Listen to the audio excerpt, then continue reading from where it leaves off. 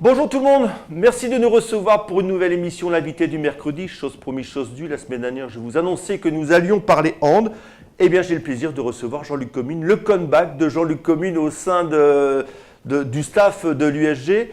Hand, puisque vous entraînez encore cette saison l'USG. Alors, vous étiez parti, vous êtes revenu. Comment on explique votre retour, Jean-Luc ? Tout simplement, j'avais entraîné l'équipe première de Gravelines pendant 17 ans, du plus bas niveau jusqu'à la Nationale 2.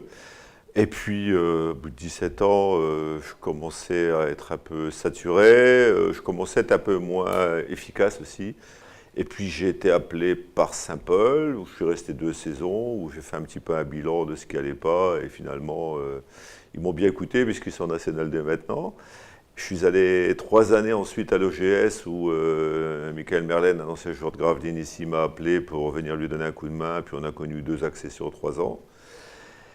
Et puis, à la suite d'une discussion impromptue avec un membre du club, ils m'ont demandé si ça m'intéressait de revenir à Gravelines.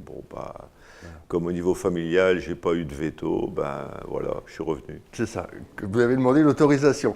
Donc vous êtes revenu au sein de l'USG, une équipe à reconstruire, parce que l'année dernière, David a connu une défaite avec une série de 12 ou 13, une descente plutôt, avec une série de 12 ou 13 défaites.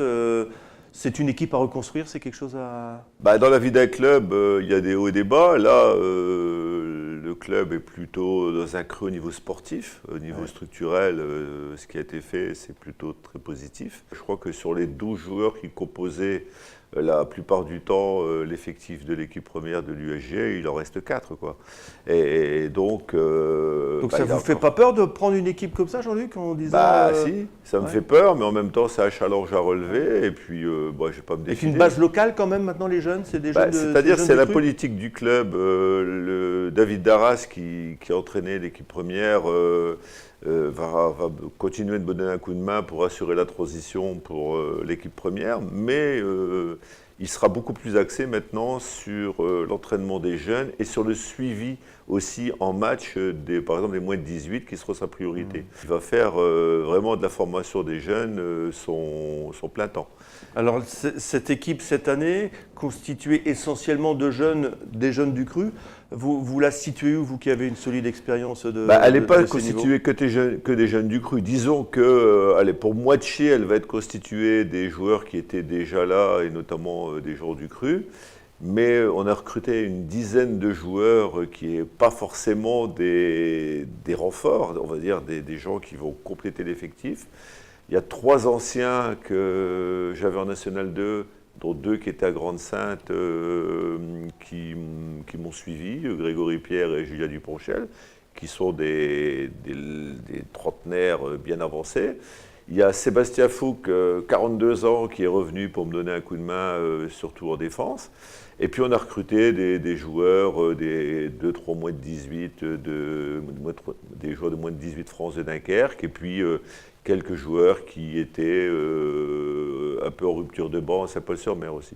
Donc le potentiel de cette équipe, vous le situez où ? J'en sais rien. J'en sais rien du tout, parce qu'en fait... vous avez repris depuis quand, là, l'entraînement ? L'entraînement, on a repris depuis en gros 1 mois, quoi. Mais le problème, c'est que les matchs amicaux ont été joués avec un effectif qui n'était pas au complet. Là, on a joué en Coupe de France contre une équipe de National 2 Ronchin, et comme on était... il nous manquait la bonne moitié du 7 majeur. On va dire 4 joueurs sur 7 des 7 majeurs, et du coup on a tenu une mi-temps, on perdait d'1 but à la mi-temps, à l'arrivée on a perdu 10 buts, parce qu'au deuxième mi-temps on était un peu en bout de souffle et en manque de rotation. Ça, donc l'objectif c'est de se maintenir en National 3 pour pouvoir éventuellement reconstruire et regravir les échelons un par un, quoi. Le bureau directeur du club a un objectif, c'est de remonter à National 2 sous 4 ans, avec notamment un effectif qui sera puisé dans le vivier du club. Écoutez Jean-Luc, on ne manquera pas de suivre l'évolution de votre équipe, et puis on On fera un petit point à la mi-saison. C'est quand la mi-saison? C'est je pense que fin novembre, il y a une coupure. On n'aura pas tout à fait terminé les matchs allés, mais il y a une coupure qui sera due encore une fois au championnat du monde ou d'Europe ou je ne sais quoi. Les championnats ont commencé tôt. Les championnats de hand ont commencé tôt. Voilà, donc on finit fin novembre, on reprend mi-janvier. Donc là, il y aura 1 mois et demi de coupure. On aura le temps de se voir. Et là, on verra. Là, vous aurez bien jugé le potentiel. Vous aurez rencontré pas mal d'équipes. Là, on aura déjà, il y a 11 matchs allés, je pense qu'on en aura fait 9. Okay. Donc, on sera déjà bien renseigné sur ce qu'il nous reste à faire pour. Ça va le faire, je suis sûr, Jean-Luc. Moi, je suis optimiste, mais par nature. Voilà. On va terminer par ça, sur l'optimisme de Jean-Luc Comines. Nous, on se retrouve la semaine prochaine avec un nouvel invité. D'ici là, passez une bonne semaine. Salut Jean-Luc, merci. Merci.